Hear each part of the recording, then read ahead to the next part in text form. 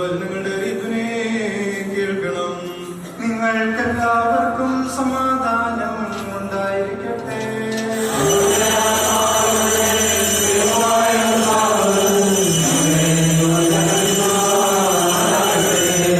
നൽകുന്ന പ്രഖ്യാപനമായ നമ്മുടെ കർത്താവായ യേശുമിശിഹായുടെ വിശുദ്ധ എവങ്കേലിയോൻ ലോകത്തിന് ജീവനും രക്ഷയും ഘോഷിക്കുന്ന വിശുദ്ധ യോഹന്നാൻ ശ്ലീഹ എഴുതിയ സുവിശേഷത്തിൽ നിന്ന്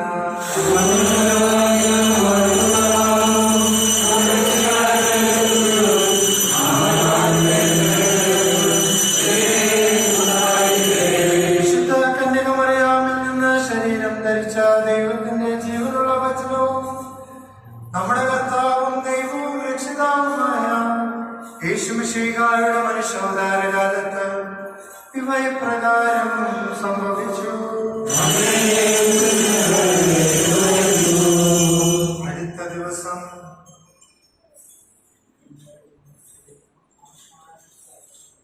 വലിയ പുരുഷാരം യേശു യെരൂശലേമിലേക്ക് വരുന്നുണ്ടെന്ന് കേട്ടിട്ട് ഈന്തപ്പനയുടെ കൊമ്പുകൾ എടുത്തുകൊണ്ട് അവനെ എതിരേൽക്കുവാനായി പുറപ്പെട്ടു. അവർ ഇങ്ങനെ ഉച്ചത്തിൽ വിളിച്ചു പറഞ്ഞു, ഹോശാന, കർത്താവിന്റെ നാമത്തിൽ വരുന്നവൻ വാഴ്ത്തപ്പെട്ടവനാകുന്നു. കർത്താവിന്റെ നാമത്തിൽ വരുന്നതായി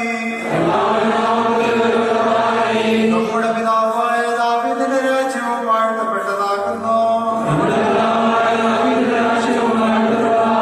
സ്വർഗ്ഗത്തിൽ സമാധാനം,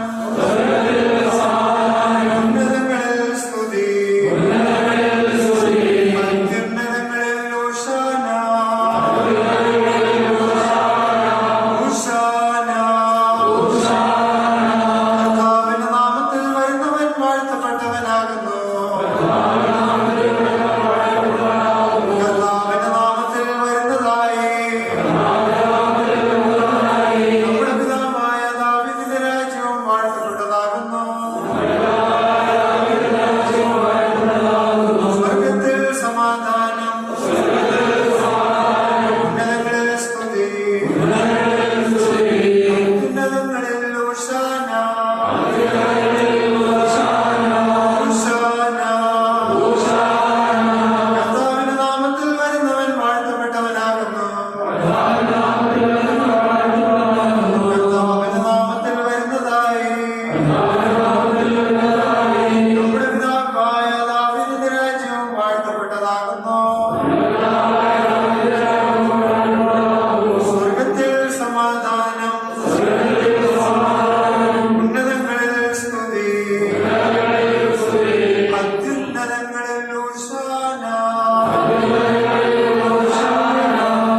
യേശു ഒരു കഴുതയെ കണ്ടെത്തി അതിന്റെ പുറത്ത് കയറി, അത് സിയോൻ പുത്രി, നീ ഭയപ്പെടേണ്ട, ഇതാ നിന്റെ രാജാവ് കഴുതക്കുട്ടിയുടെ പുറത്ത് കയറി നിങ്ങളിലേക്ക് വരുന്നു എന്ന് എഴുതപ്പെട്ടിരിക്കുന്ന പ്രകാരമായിരുന്നു.